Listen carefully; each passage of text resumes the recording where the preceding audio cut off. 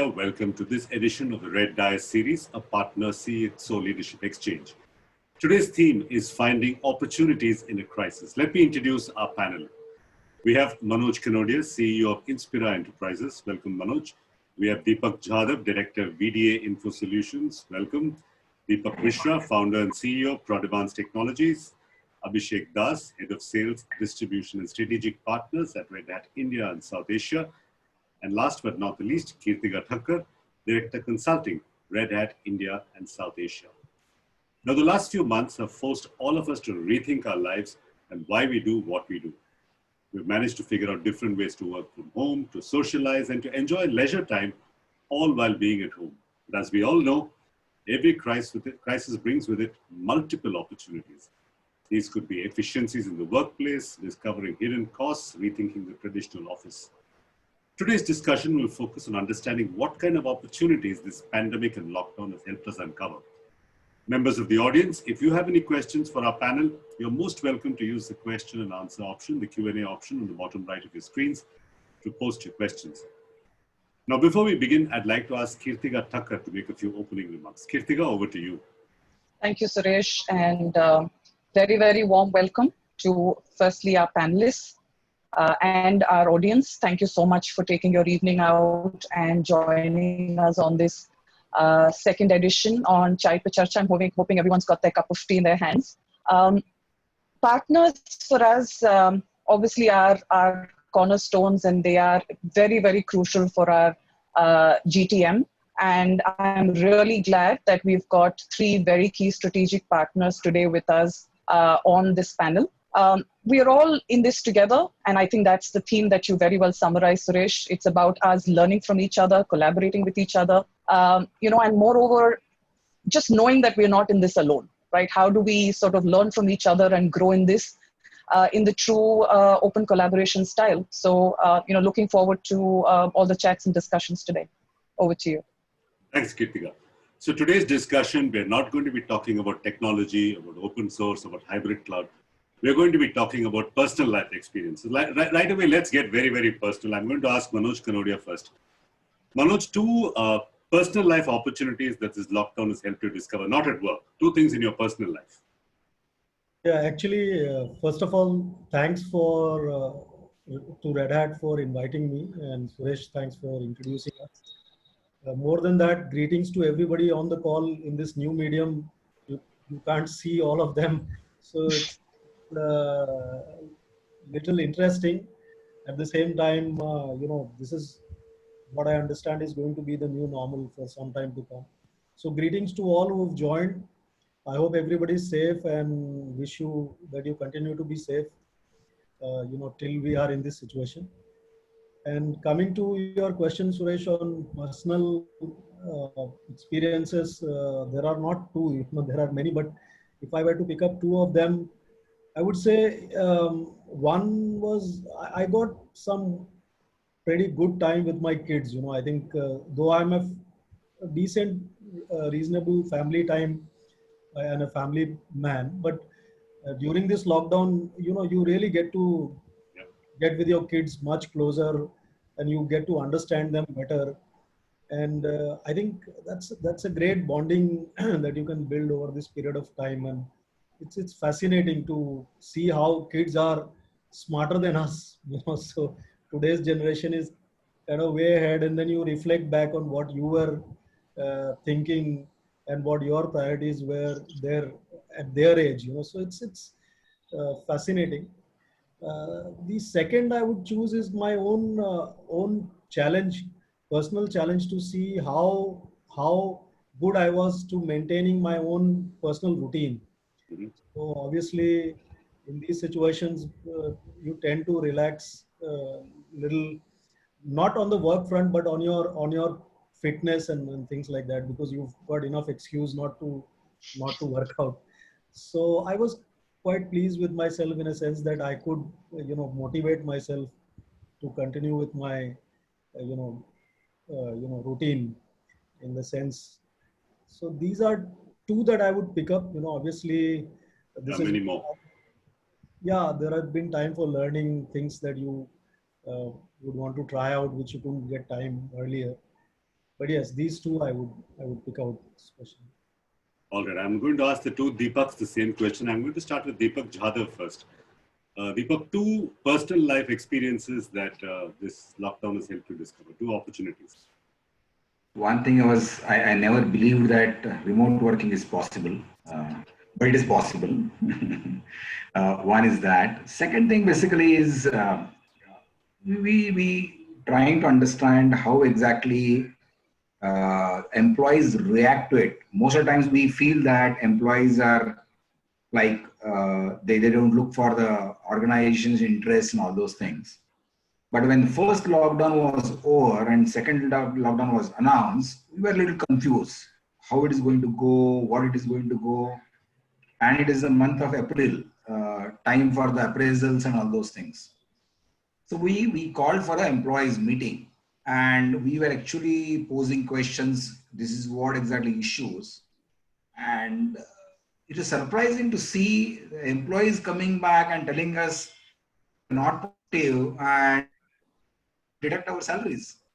I mean, it is something I never thought that employees will come so openly and share kind of a things is there. I mean, that is something, first time I felt it is so close kind of a thing and employees are getting so close to organization. As I mentioned first, basically, I never believed that remote working is possible, though it is possible in Western countries and all those things. First month gone is in a normal scenario, but subsequently we learn kind of a things is there. And I think we are mastering now how to handle our work remotely, except basically engagement with the customer with respect to sales, where we cannot see customers' body language. It's fine. I think everything is going on, technical support is going on, and so on and so forth. We are not able to meet our OEMs, but these are the ways basically we are able to meet all the OEMs now. Okay. Deepak Mishra, same question to you. Two personal life opportunities that is lockdown specific. Yeah, I will just take a cue from Deepak Jha. So for me, I'm more relaxed today. I think I was running quite fast. And I'm relaxed because a major, part of my time is gone because home and office are, there is no distinction. Actually, they are coexisting peacefully. So that's a major change, and that has taken a big blocker, out of my head. Second thing, when we are in business, we are on the action-oriented and reflective journey, right? So reconciling the paradox of pause and action, right? Both are critical, and most of us don't control that often. But for me, in last 5 months, avoiding, not to be too passive or too hyperactive. So that is a conscious thing which I have done. And I have taken step back to reflect a lot. Worked in the banking industry for 12, 13 years. It was crazy journey, but being as an entrepreneur, when you are running business and during the crisis, taking a step back and reflect, it was necessary for me. And attention to the details. Probably I was not giving that much detail, to the work. So now I'm giving more detail. I picked one habit what I was not appreciating from my wife. I picked yoga. I learned yoga from her. Oh, nice. Abhishek Das, question to you. Two personal life opportunities. Yeah, so apart from all the things that have been said, firstly, thanks everyone for joining. I think it's a great opportunity to interact. Very personal, two things that I learned. I am a good cook and I can take care of the house. Oh, I think this lockdown actually, and as all of us in sales realize that we are on not even on a treadmill. I think we are on, I used to joke that I sleep on flights and you can find me at airports. So I think that's kind of paused completely. And the first few weeks were very, very difficult because of all the challenges. And I think all of us were unsure of where we were going. But soon I realized that I have to start cooking, and I did that. And like I said, I can take care of the house here. Yes, cooking and cleaning are the great equalizers. From CEO to entry-level employee, everybody is having to deal with the same challenge. Yep. Kirtika, your turn. Two personal life opportunities. Sure. So I think taking cue from Abhishek, right? I think if you see, the synergies are very similar. Cooking is something that I used to do always, but what I've learned is going back to the grassroots and learning, authentic cuisine from different parts of India. So that's something that I took on as a project. Every Saturday, Sunday, when I had the time, this couple of weeks and months, every week it's been something new, so people are not bored at home. And the second thing is a passion that I always had, but I continued in a new form, is I am a Zumba enthusiast. So now that everything's gone online, just adapting to that and sort of, shutting the doors and doing it in your, in the confines of your house, and sort of, just going through that whole process at home is something that, I said I'm not going to give up, but I'm going to adapt to it. So that's something that, I kept on. All right. Thank you to all the panelists for opening remarks. It's time to dive into the main part of the discussion now. My first question is for Deepak Jadhav. Deepak, we have seen multiple crises in the world. We have seen the bust of the dot-com business. We have seen the subprime crisis. We have seen the Gulf Wars. Have you ever encountered a situation like this in any context before? Or do you think this is a black swan event, like many people are saying, completely unique in the history of mankind? I think basically for our age kind of a thing, this is the first time everybody is experiencing it. I never seen this kind of things. Yes, when the financial crisis was there 15, 20 years back, basically, yes, that time basically we faced some kind of a challenge for a couple of months kind of a things. But that was for a different reason, where exactly customer pause, investment and all those things. But here the entire life is paused. It is not just the business. The entire thing is paused. And it is the first time we are experiencing it. Never seen this in any form. Kirtika, would you agree with that this is a black swan event, that it's unique, it's never been seen before? We haven't seen anything like this, even remotely like this earlier. Or have you encountered similar situations? No. This is definitely, something completely unknown, and we were just not aware. Once we've gotten into it, we're reading a lot about the earlier pandemics, right? The whole concept of what a pandemic is itself was something that we didn't know. So reading about it now, you realize, okay, there was the Spanish flu, or there were the other things where people went through it and you're trying to see. But moreover, that when there's some sort of illness or something, yes, you're confined to your home, but this is on mass scale, right? Which you're not used to seeing empty roads, especially in Bombay, right? You've not seen empty roads for ages. And the fact that people are so confined to their houses, and there was a certain level of adherence to it, which typically people don't. So the sense of fear and the sense of insecurity, which started off in the initial couple of months, is for the first time that, we are seeing that has hit us completely out of the blue.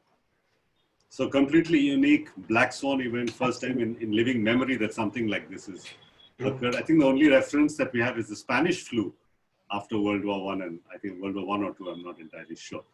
Let me go to Manoj Kanodia.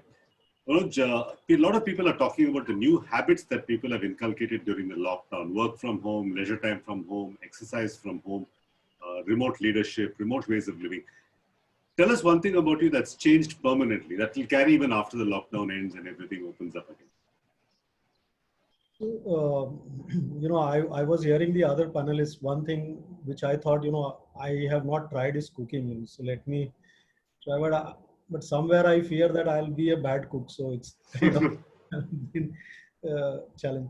But coming to your question, this something at a philosophical level, I would say, I have now begun to realize that we, more than any time else, we need to learn to live in the present. At least personally for me, I think trying to focus on the present and living in the present, it's not just a phrase now.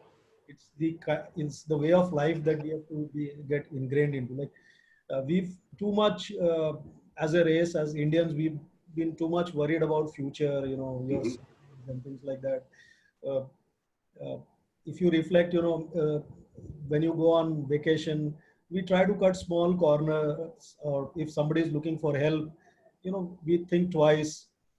I think this pandemic has clearly shown that worrying about future is the most futile exercise of your gray matter. So it's like you need to live in the present. I think for me personally, that's something which is not going to change. Uh, Lockdown or no lockdown. I think that's a very very important part of what I have learned and will stay with me. All right. There's a saying that says the past is history and the future is a mystery. So just live in the present. You can't So tell. it was earlier just a saying, but now I think I It's real realize. life. Yes. Right. On that philosophical note, I'm going to go to Deepak Mishra. Deepak, either your work life or your personal life, we've seen changes in both those areas in the lockdown. Tell us about one change that's going to remain after the lockdown. I think when we started the work from home, early March, we were first few companies which quickly picked up the work from home, and we knew that okay, it is going to stay for longer. And I was in Singapore and lucky to be landed in India just before our lockdown started. So the first thing with what we did is we called ourselves into a virtual office. So instead of getting into 6 different offices in India and outside, we called ourselves into a virtual office, and that definitely saw little apprehension or you would call that some perception that okay, things may not work. Team was quick to pick up the new tools of collaboration, especially on the leadership side. Programmers or the developers, they were pretty much onto it. But when the mid management and senior management, they were not into the practice of daily stand up and looking at things the way the agile technology teams work, right? So this has given a great opportunity for the company to revisit the old ways of working and taking the new ways of working style. So that's one.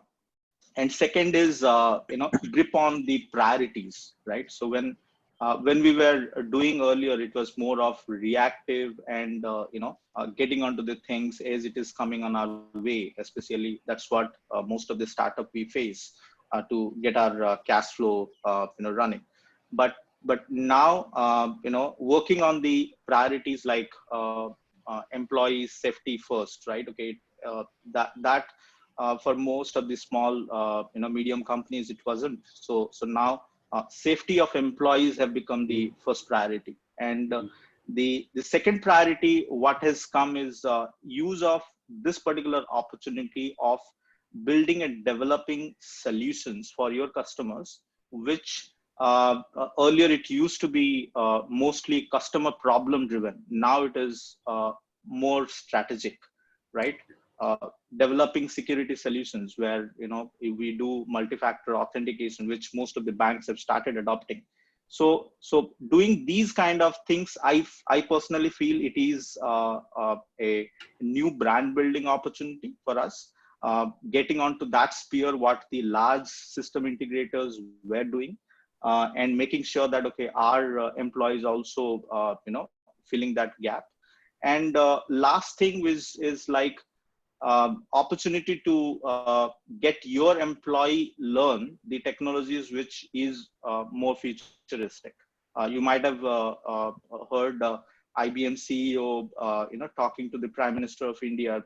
It came today, and it was all of those opportunities. And if companies of our size is not being prepared, because innovation comes quicker and faster with us, and for me it's a great opportunity to uplift my company into that particular stage.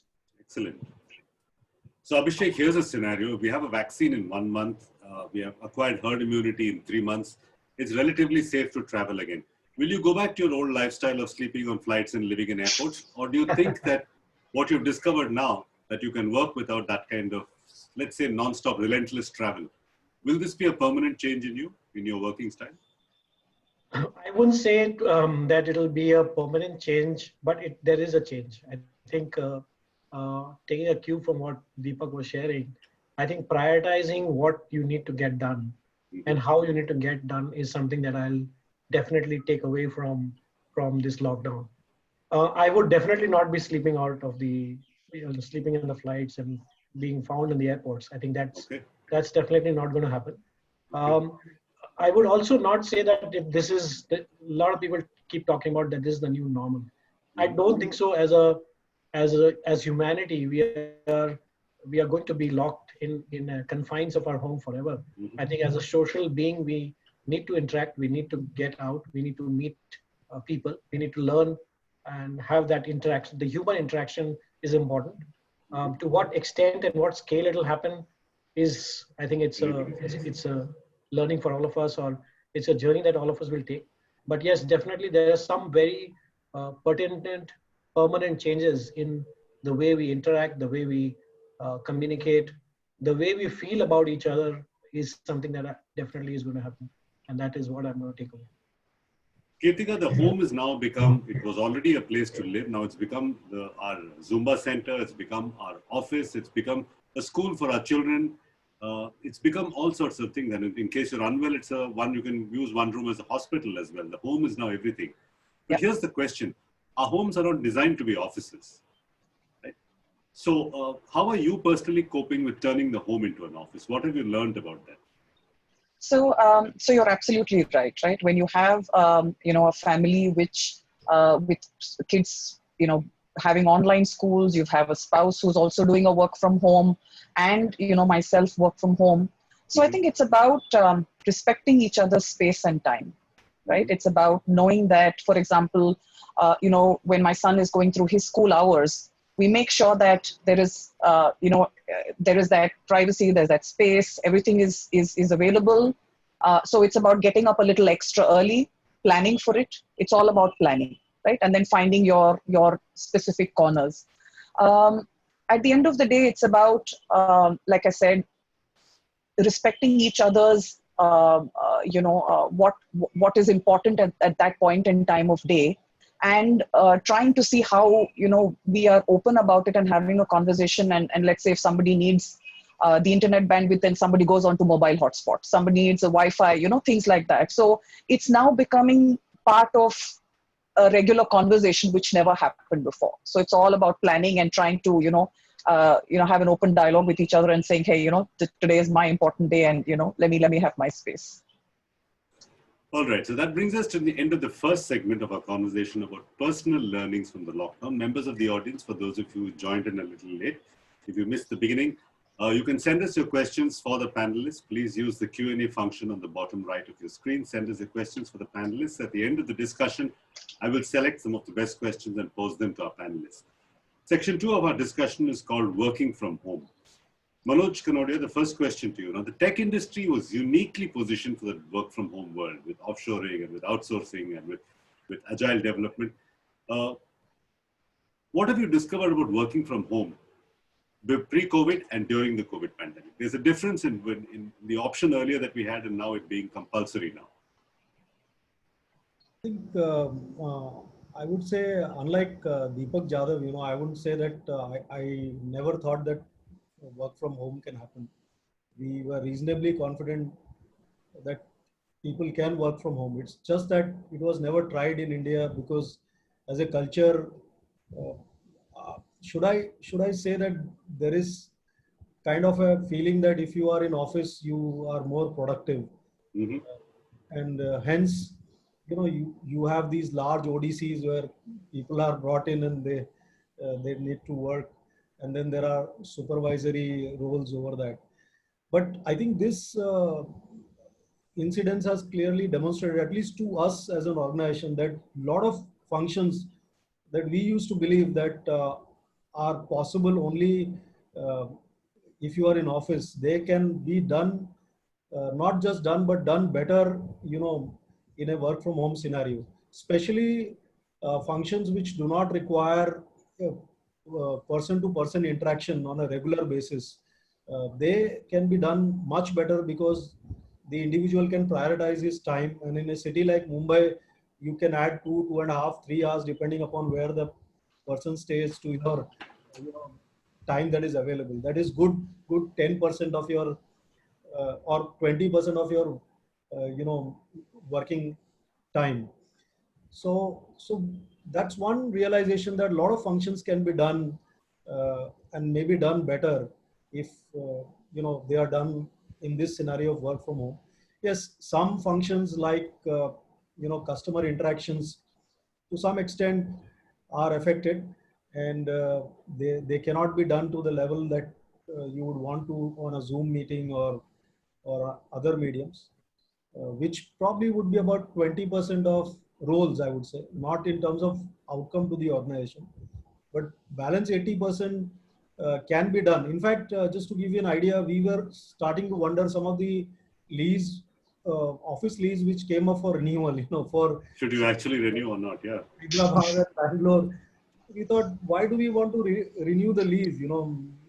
If things can be done from home and they are being done better, why do you need an office at all? And I think this is a permanent change to some extent. I wouldn't say that wholesale people are going to give up offices, but there will be smaller locations where you have 4 or 5 employees or less than 10 employees. You may consider whether you really need an office, or maybe a small business center may be good enough.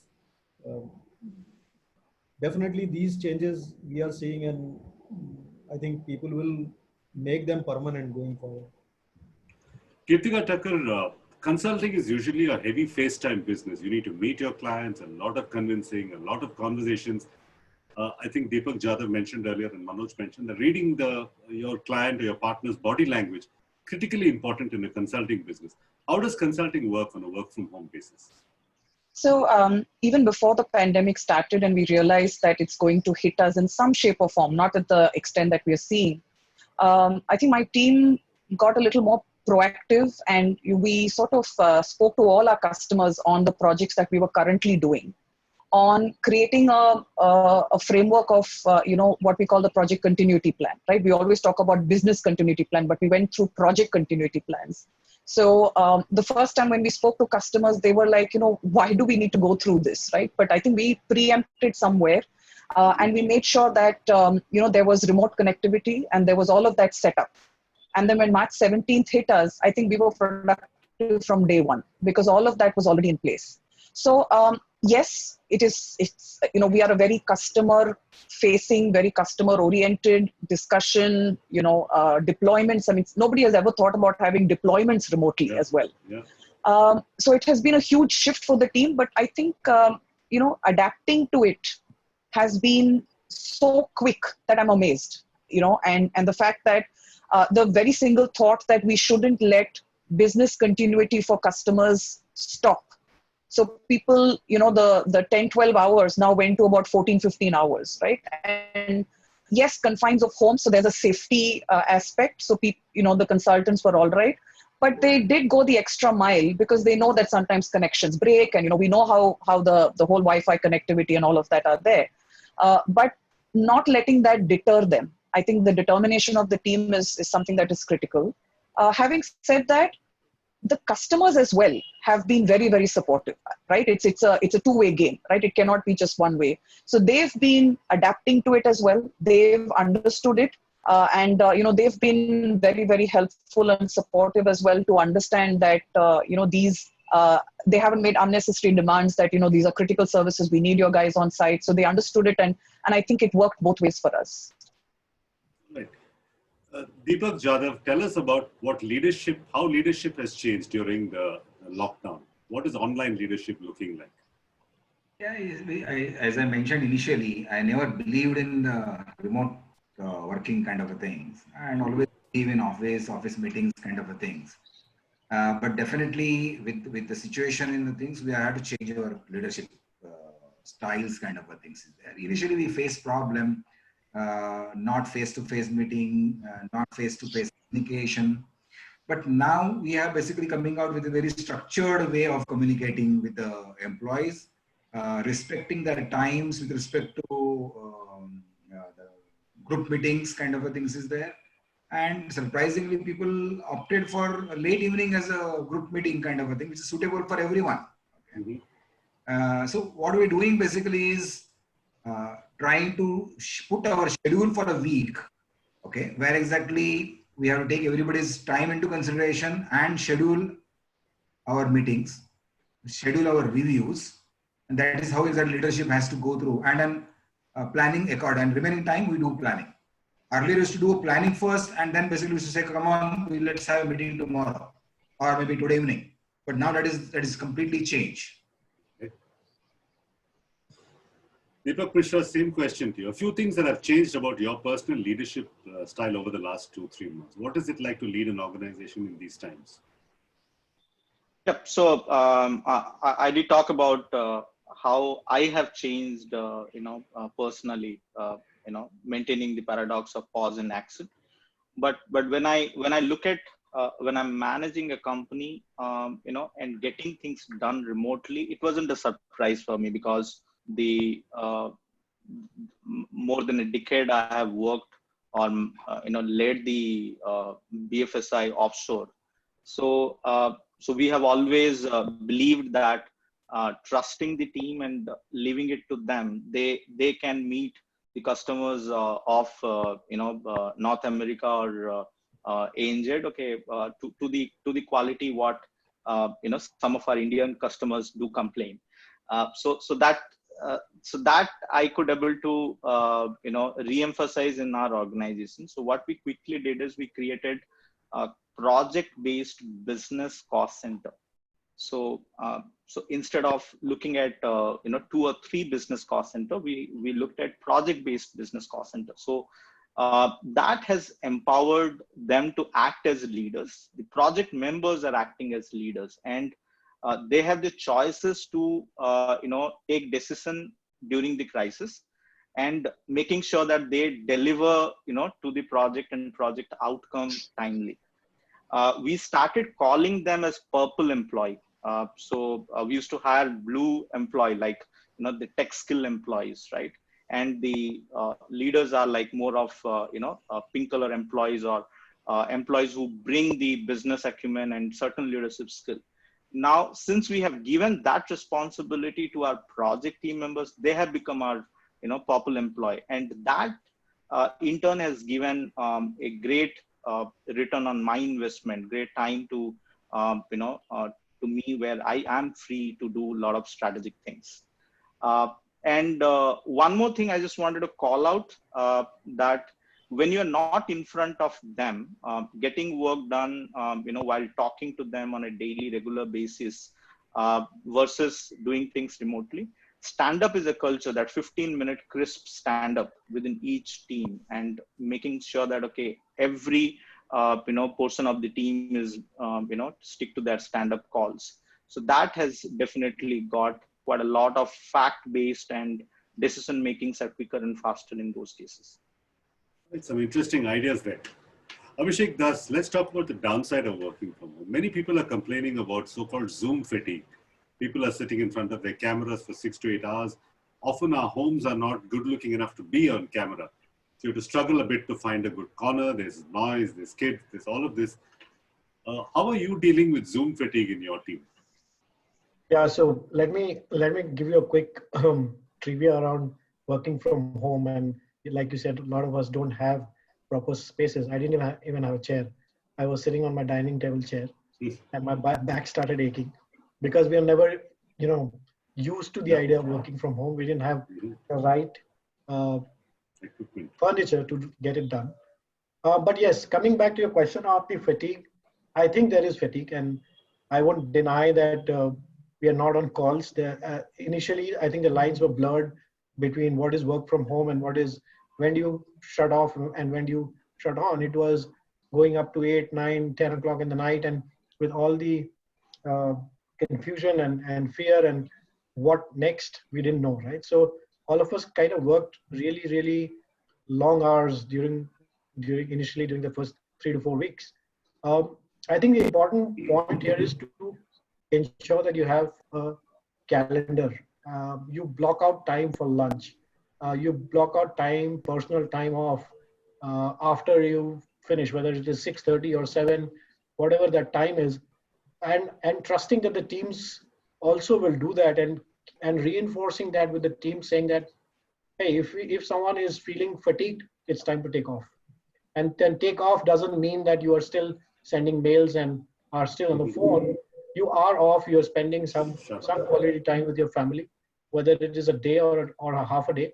It has happened with me where in the mornings I've felt that next 2 hours I just don't want to do anything because it's so much of fatigue of being on calls and video calls and Zoom calls. So I think it is about getting a timetable made, blocking some 1 hour or 1.5 hours in the morning where you focus on yourself, having a lunch time carved out, having end time carved out, because as we say that this is the way we'll work for the near future. So we have to get that done. I think that's very, very important for people to stay sane. I think that's very important. Kirtika, work from home presents different challenges for women than it does for men. What are some of the things that you recommend for women who are working from? How should they maintain work-life balance? So I think today with hearing Abhishek, I don't think it's any different for the men than women. But we are so used to an ecosystem of help, whether it's family or whether it's our help support that comes from outside. That not being there, I think as women, the intuition to innovate is very, very strong, right? It's about if you plan the day, and if you start making the other members of the family part of the whole thing, right? And sort of deciding who does what, definitely helps. Given the fact that, cooking 3 meals a day, cleaning, washing, taking calls, right? So I've learned to multitask. Multitasking is a concept where you think you're doing 2 things, but I've actually done 3 or 4 things at one time, right? So there's cooking, there's cleaning, there's a call, and so on. So how do you innovate and how do you start doing that? And then, kids learn by watching, right? So when, my teen is watching what I'm doing, so, sometimes things are already done for me, when I'm least expecting it. So it's about, I think, sharing that responsibility. Now it's no longer any gender, right? I think we are such nuclear families that it's becoming part of the whole ecosystem where, everybody needs to contribute. But yes, as women, there is a little more in terms of obviously, certain things that we need to do. But balancing it out and making sure that you're planning and not going crazy. I want everything and I want to be the best at it, right? It's all right if there's a little bit of dust on the, on the floor. It's okay, right? It can be clean. So it's about managing that, but not compromising on at that stage what is important, right? If a call is critical, the call is critical, right? Things can wait. So prioritizing is definitely a key. So prioritize, make a plan, have a calendar, stick to the calendar, and make sure you take some time out for yourself. Those are some of the things we're learning. Which brings us to part 3 of the conversation we're having today. This part is called the crisis and the opportunity. We spoke about some of the downsides of working from home and some of the upsides. But let's talk about some of the opportunities the pandemic and the lockdown has brought up. Let me go to Deepak Mishra first. First question, what efficiencies have you discovered during this period, Deepak, that can help you run your business more smoothly, pandemic or no pandemic, lockdown or no lockdown? I will, classify the efficiencies into 3 or 4 categories, right? One is how do you bring efficiency with the employees who work for you, and efficiency with the customer, and at the personal front. So when I talk about employee, so now they are, closer to the home, they're spending time at home. So productivity is definitely felt, and it has improved a lot because they are happy. And means we did a couple of round of survey. We call that as EQ to know the emotional quotient of each and every employee. So the happy index has definitely increased. When I'm talking about efficiency in business sales or for the customer, neither before COVID, nor today, or going to be in future, over a phone call, customer has never bought a product. So you definitely need to have deep stick conversations with the customer. Yes, when you do in-person conversation, you can see the body language and the deal closes are quicker and faster. But when we are on the strategic product sales, it is more of value sales than the just a software product, right? Okay, we are into combination of product and consulting services. So calculating the ROI and making sure that we spend time with some of their star employees and do some demos, create some product workshop, definitely using Zoom or similar capabilities of the online platform. That has helped in a better proposition or positioning the product and showcasing the capability. Many of our customers come in a very last minute because as they experience the problem, whether it is work from home, I keep telling work for home. I used to joke about it earlier. So when such kind of thing comes where the security has become a key factor on decision making and building those solutions quickly for them. And we used to get very last minute call to build those POCs. So for us, since many of us or all of us are working from home, it has never been a problem of stretching or scaling the team to get those things done. On the personal front, traffic is no more an excuse. Kritika also talked about it. Bangalore is definitely bad, and I used to go to Sarjapur crossing the Silk Board, and I've not seen Silk Board since March. So traffic is not at all a problem or the topic of discussion. So it's not an excuse. And I have not seen a single project missed the deadline or we have missed the deadline. So we have saved with respect to money, time, energy in all aspects. Kritika, as a fellow Mumbaikar, same feeling as you. I shared no more 2 hours in traffic, but the extra 2 hours are taken away by running the household and the other things that we do. What efficiencies are you discovering in your team? Because your team, as you said, you were already prepared for this kind of a remote working kind of environment. So have you discovered any efficiencies that you'd like to carry on in the post-lockdown era? Sure. So just on the side note, I can't say that I save time on traffic because I stay 5 minutes from the office. So I'm not that lucky to say I save time. But having said that, there are a lot of, what from a Red Hat perspective, right? What we talk about are open practices and what we talk to our customers in terms of how they can adopt it. We looked inward and we started adopting it ourselves. Right. So what I mean by that is, and I think Deepak alluded to it in some of his conversations about stand-ups, having daily calls and so on. So there are a lot of those principles and practices that the team started doing internally. One is, how do we get efficient in the way we are working?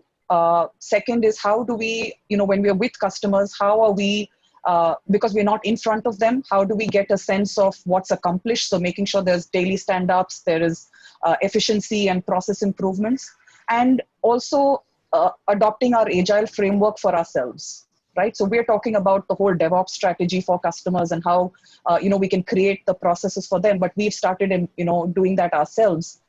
And making sure that we're trying to create those opportunities for us in terms of how we can get efficient.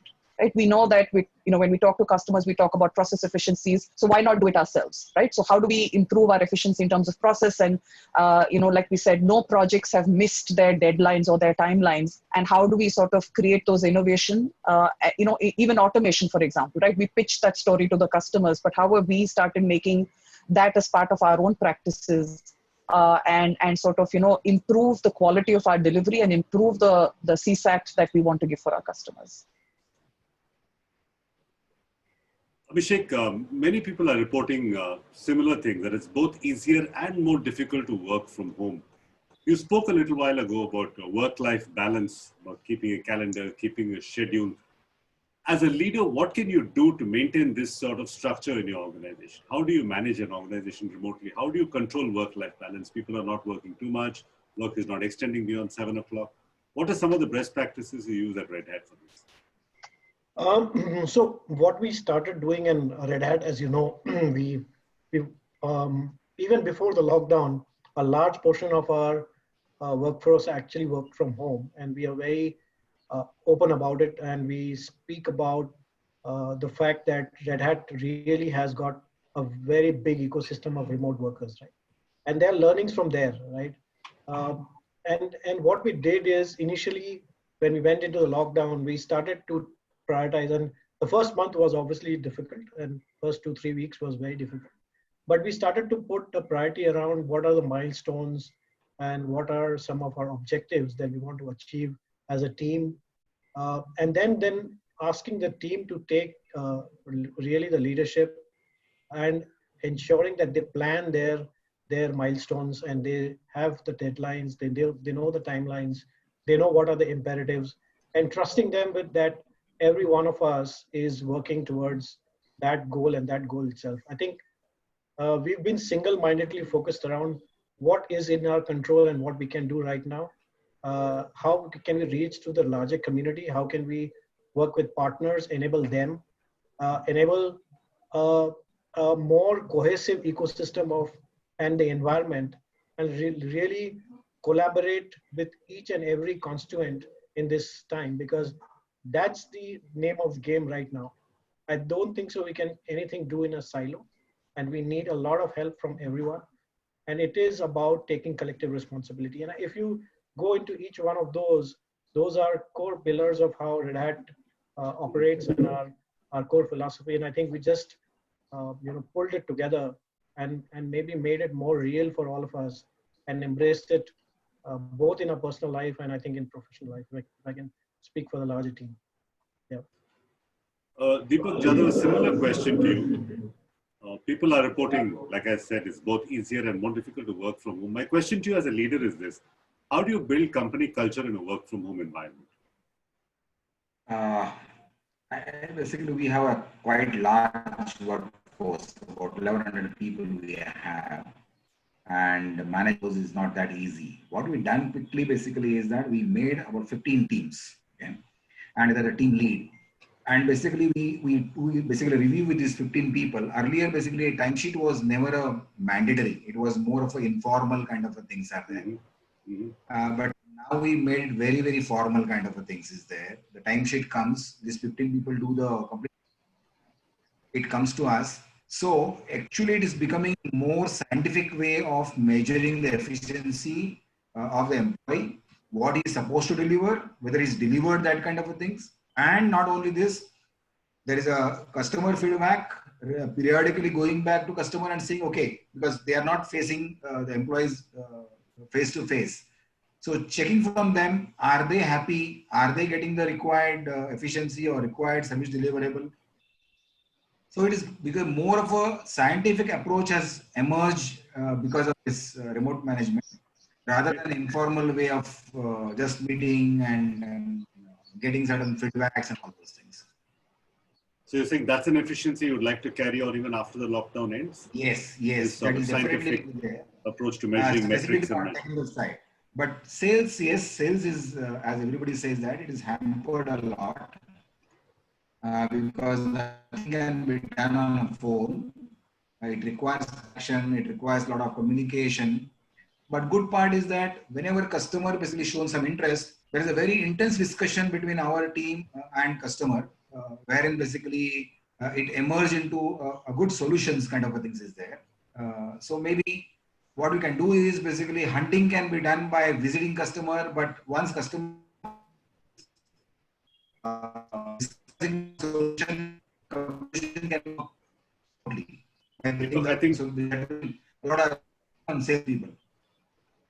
Deepak, I think we're having some problems with your audio. I'll just come back to you in a second. We'll see if the audio stabilizes in a second. Okay. Let me go across to Manoj Kanodia. Manoj, the very platform that we're on, Zoom, is one of the business opportunities that have emerged from this period. If I'm not mistaken, they saw 200 million new users since the lockdown have begun. So while the lockdown is trouble for many businesses, it also represents opportunities for many other businesses. What are some of the opportunities that the rise of businesses during the lockdown have offered you? So, first of all, I think thankfully we are in a sector where the impact of this pandemic has not been so great. Like you see in automobile and other sectors. So IT relatively is less affected. I'm not saying it is not going to be, because overall the economy is affected. So obviously investments to that extent will get affected. But IT still is relatively not that affected. Personally, for us, two areas where we have actually seen more opportunities. One is 40% of our revenues come from cybersecurity. So, in this time of pandemic, the attacks have gone up, and we've, as a country, we've got great neighbors, so everybody knows about what's happening around us. So it's an area where we've seen more requirements coming up. Decisions are getting expedited, and for us, we invested very early in a shared platform where we bring to customers some cutting edge technology in the space of IT security on a pay by use model. So we really see a good adoption there, because it allows a fast ramp up. There is no capex, and there are immediate threats to be taken care of. So that's one area which we really see an upside. The other is we also have a small healthcare business. So we have our own healthcare software, and I think that also has given us an opportunity to do a little bit of CSR as well, because today, obviously, our healthcare system is the one which is at the forefront of fighting this battle. But we've also introduced telemedicine, new solutions around our existing solution. And since some of you are from Mumbai, just to let you know that most of the BMC hospitals run on our software. Oh, okay. All these new hospitals which came up, like Seven Hills and the others, they have to be ramped up on an urgent basis. So that's another area where we are seeing upside. I'm sure this is not the best time to talk about incremental business opportunities, but yes, it's a reality. I see overall still there will be an impact to businesses in the long run. Maybe this year for the IT industry may not be such impactful, but yes, pipeline generation, new sales have slowed down a little bit, and maybe the real impact would be seen probably in the next financial year if things continue for longer. Kirtika, same question to you from a Red Hat perspective. What new opportunities has the lockdown thrown up for you? So I think given the multiple verticals that Red Hat supports. So if you take the telco vertical, for example, right? Everything is all about bandwidth now, right? In the lockdown. So, we've got the players now talking about how they can increase capacity, talking about setting up, multiple carriers, how they can set up a horizontal cloud. And that's a sweet spot for us from a Red Hat perspective. And that's an area that is really taking off, right? And like I said, some of these customers have been very, very understanding, and they know that it is critical. So, remote connectivity and all of that, from a consulting perspective, for my team to go deliver has been fantastic. If you take the BFSI, right? While everyone thought that that vertical will not start taking anything new and want to make sure that, business continuity is looked at, but you'll be amazed and surprised at how they want to increase process efficiency, how they want to increase automation. And automation not just on the infrastructure, but automation on the process. So how do they bring the DevOps culture in? How do they start looking at launching new services to the end consumers? And how do they want to bring the whole DevOps framework, right? Using the latest technologies and using the cutting edge, software that we can bring. And using along with the technology innovation, looking at how we can do the process as well as culture innovation, right? So how do we sort of work and work with them collaboratively and work on positioning our, our open innovation lab, which is a very, very key offering from Red Hat to help the customers not only on technology innovation, but on process and culture transformation as well.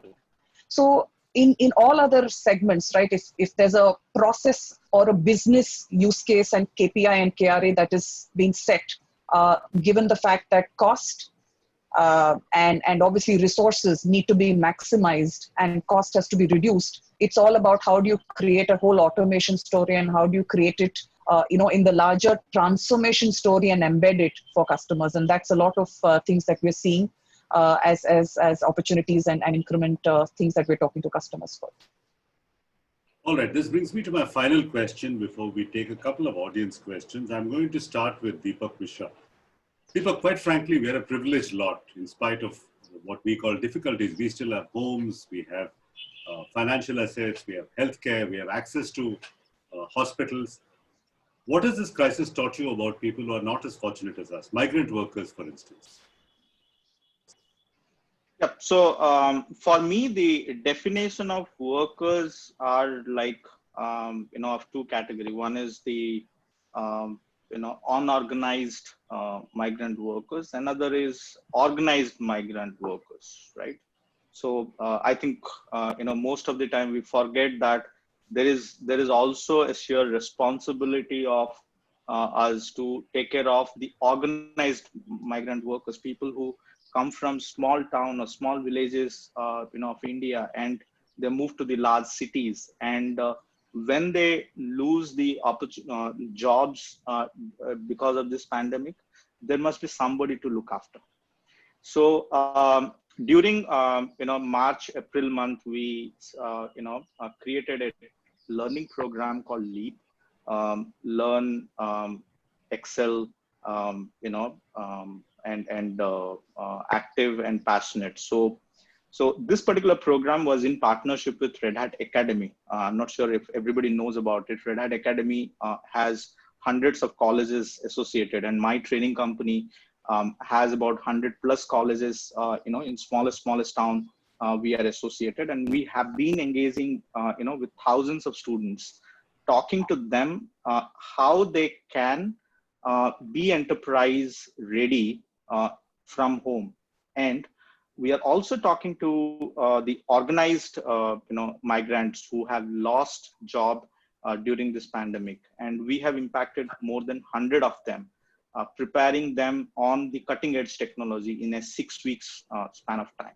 So we not only get them, the basics of the technology Kritika was talking about, and also the, most to be consumable, a thing for the end customer, like the machine learning, AI, doing COVID analytics, especially on the new age technology. So getting them ready in that 6 to 8 weeks time has always was my dream. And what I did is I picked some of our employees and we made them as the chapter academy lead, the CXOs from the young, interns. And this particular program is for those who are seeking help and guidance on the technology. I cannot comment on the areas which I'm not expert in, so that's why I just took a organized one. Interesting distinction between the organized migrant labor and the unorganized sector. Manoj, Kanadia, same thing to you. Any personal revelations about what this pandemic has done to other people, not people like us? So I think we are all, it's clear that we are all connected in some way. Mm-hmm. I don't think we can really disassociate ourselves from rest of the economy. That's a fallacy, and though there are a lot of stories of difficulties, there is also beautiful stories of people cooperating, coming out. Mm-hmm. True. Really heartwarming to see how everybody has been contributing. Even if it is a housewife, they are trying to cook meals for disadvantaged, and we are all in some sense connected, and we as human beings feel for each other. Obviously, since you can say we are not privileged, maybe we have some better means, so we can contribute more. And in our way, as an organization, we tried to do our bit, including getting into areas where we had no expertise. Like we did get moved by the migrant crisis in Mumbai, so we ended up arranging buses for them, and a lot of these kind of things we have done. Now that has nothing to do with our core expertise. Yeah, absolutely. Also with healthcare, product that we started working on some innovations that we can bring, and also ensured, particularly I feel as a business, we had the responsibility to keep our customers up and running, especially the essential services, that is hospitals and banks. So we ensured that they were up and running and there was no impact. And there has been a lot of great stories of courage by employees. A lot of us have been working from home, but there are others who had to go on field and they had to perform certain tasks. Some implementations did require visit to the customer place. And I think somebody on the panel said the customers also have been equally, reciprocative. We've had stories in banks where they arranged accommodation for our employees and they were staying there. So I think it's a fairly connected world. It's getting far more clearer with what we are seeing. We've been moved by some of the pain that we saw on television of what's happening to a lot of people who were not so privileged to say, and also great stories about people coming out of their comfort zone and trying to do their bit. So, all right. So there are two sides of that coin. I'm going to take a few audience questions now. I'm going to direct the first question. It comes from Achman Kulshrestha. And Achman asks, what are the top 3 things that leaders can do to create a good work from home culture? Abhishek, I think you've answered this, but it might be good to do a recap. Top 3 things that leaders can do to create a healthy work from home culture. In my opinion, I think top 3 things would be, one is first communicate and over communicate. I think that's at this point of time, communication is the key. Leaders need to communicate and show up and be there with their teams. So I think that's extremely important, and especially during these times. Second is to trust. I think to trust the team members with the fact that they will and they are all in it with us and together, and let them be to get things done, whatever is the objective or the milestone that we are trying to reach. I think creating that trust value is very important. And third is, I think very important to ensure that we maintain a very healthy work-life balance. Sometimes as leaders, we overreach and we try to try to get into areas where we are watching the back or being too micromanaged.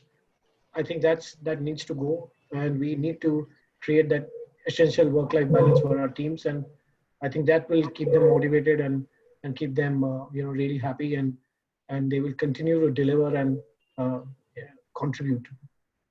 Okay, second question comes from Neeraj Bhatia, and he says, what is the collaboration mantra during the time of this pandemic? I'm going to ask Deepak Jadhav to answer the question. What is your collaboration mantra during this time? What is the question? What is your mantra for collaborations? Collaboration between you and other companies and other organizations? Yeah, see, I'll tell you, I will take it a little differently. For example, if you see every organization spends money in CSR, okay? Just paying some money to government or just paying to an NGO, that doesn't complete our responsibility. This is a time where exactly we should connect with the people with a different organization, not only different organization who are able to spend money, but the organizations who are able to execute, okay? And then basically make sure what are the plans and what are the help you wanted to do it goes to the grassroots level, because we've seen the difficulties of unorganized sector, and that really moved us kind of a things, and definitely required kind of a things is there, creating some kind of a emergency fund, one, an organization who are correcting it, second organization which are basically executing it, so that basically we can of some help when there is such kind of a scenario in future also. Okay, third and final question, because we are running out of time, comes from Gaurav Sabat, and it's quite a basic, fundamental question. Deepak Mishra, I'm going to ask you to answer this question. What is going to be the impact of this on the recruitment process? The recruitment process, I don't think that should see an impact. So there are two aspects of it. One is, don't increase the cost of, the resource within an organization. So relook at it and look at automation and transformation where you can bring the employee bandwidth back to the, benefit quantification.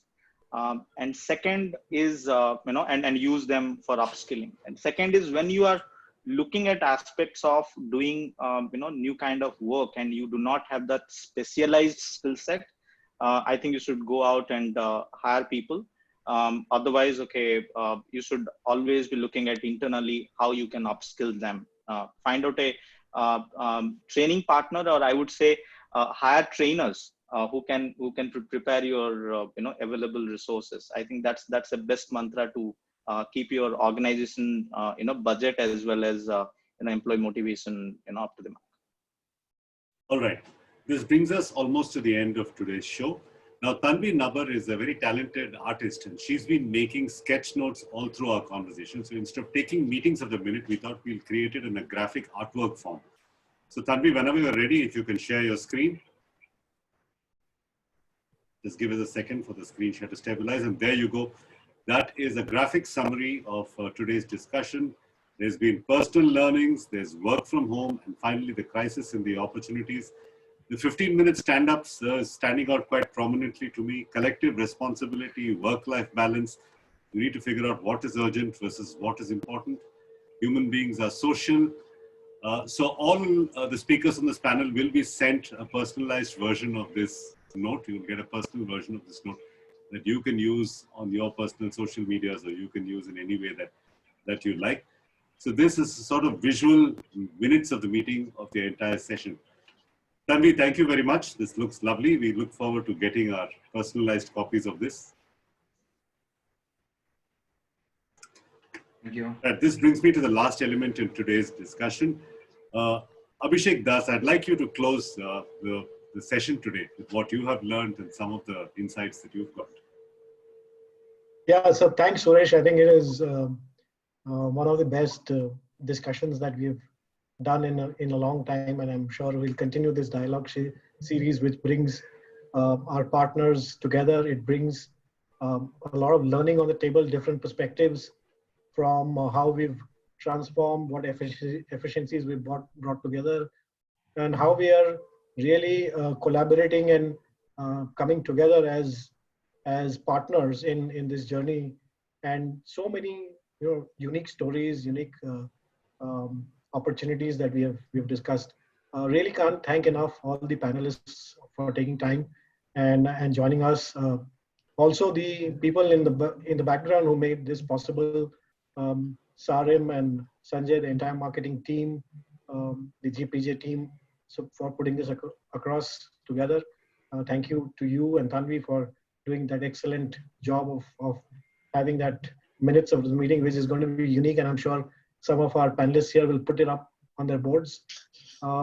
We look forward to having this, continue to have this discussion and really learn from each other, reach out, and there is a lot of things that Red Hat has put together as part of the partner journey. We have connects, we have happy to help. All those initiatives that we have started is to bring all these learnings and really then take it to customers to harness on the opportunity, harness on the possibilities, and see how we can accelerate some of those discussions that we are having right now.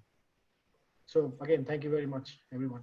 All right, Manoj, Deepak Jadhav, Deepak Mishra, Abhishek, and Kirtika Thakkar, thank you very much for being part of this session. Thank you so much and Thank you. appreciate it. Thanks, Suresh. Thank you. Thanks. Bye.